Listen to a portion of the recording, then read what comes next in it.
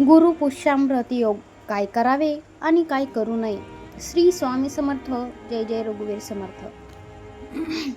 बाळा, 23 एप्रिल हा साधा दिवस नाही बर का. आज आहे म्हणजेच 23 एप्रिल दिवशी गुरु पुष्यामृत योग. एक असा योग जो तुमचं नशीब बदलू शकतो. आज जर तुम्ही योग्य काम केलात तर आयुष्यात धन, सुख, यश तुमच्याकडे येईल. पण जर चूक केली तर मोठी संधी तुमच्या हातातून जाईल.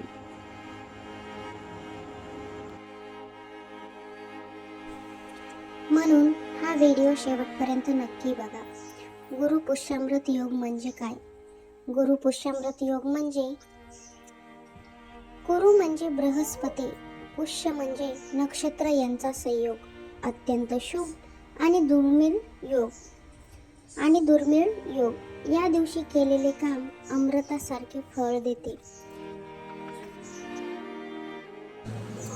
विशेषतः धनप्राप्ती, नवीन सुरुवात, व्यवसायामध्ये वाढ, घरामध्ये लक्ष्मी आगमन.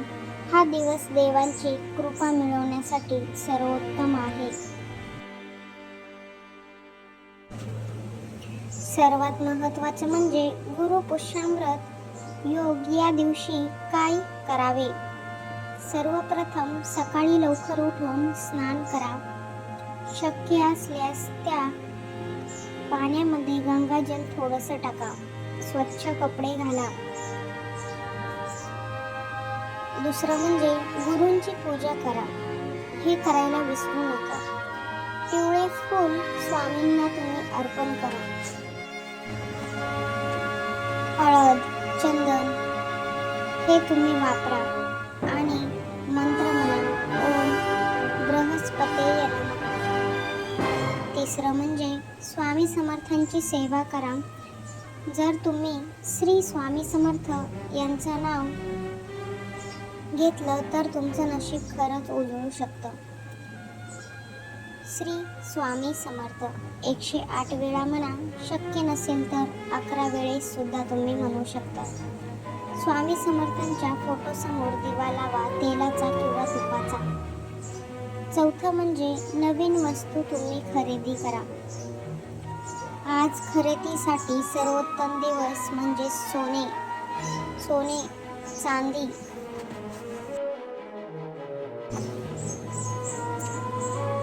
किंवा नवीन व्यवसाय. आजचा दिवस हा खूप शुभ मानला जातो.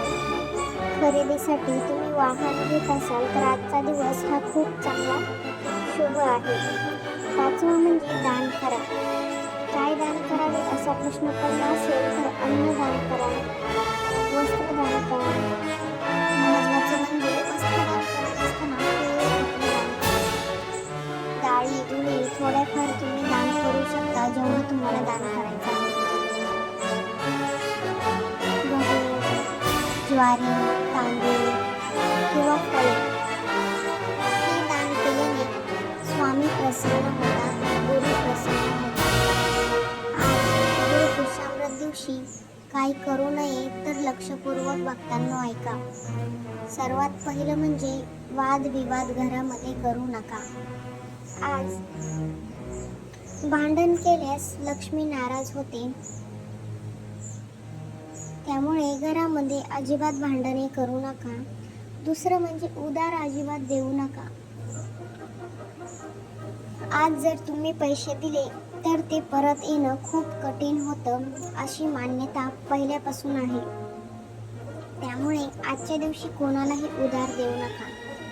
तिसरं महत्त्वाचं म्हणजे नकारात्मक विचार टाळा. भीती, राग, द्वेष आज पूर्ण काही टाळा. नकारात्मक विचार करणे म्हणजे तुमच्या शरीरामध्ये नकारात्मक विचार साचवून ठेवणे.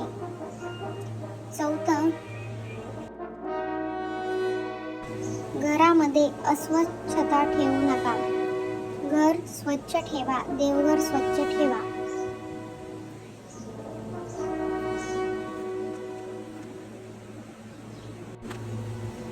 जर घरामध्ये स्वच्छता असेल तर स्वामींचा प्रवेश होईल. जर घर अस्वच्छ असेल तर घरामध्ये नकारात्मक शक्तींचा वास राहील. विशेष उपाय मी तुम्हाला सांगते. हा उपाय तुम्ही केल्यास धनप्राप्ती होऊ शकते. उपाय काय करायचा तर आजच्या दिवशी म्हणजेच गुरुपुष्यामृत दिवशी पिवळ्या कापडामध्ये हळद 1 रुपयाचे नाणे, हळद 1 रुपयाचे नाणे ते देवघरामध्ये ठेवा आणि 11 वेळेस मंत्र म्हणा श्री स्वामी समर्थ. त्यानंतर ते तुम्ही सुरक्षित ठेवा. दुसरा उपाय आहे रात्री 9 वाजल्यानंतर तुम्ही स्वामींच्या फोटोसमोर दिवा लावा, तेलाचा किंवा तुपाचा, आणि श्री स्वामी समर्थांचे नाव घ्या. तुमच्या आयुष्यामध्ये चमत्कार घडू शकतो. एक तुम्हाला कथा आणि प्रेरणा मी सांगते, लक्षपूर्वक ऐका. एक अनुभव. एक भक्त होता.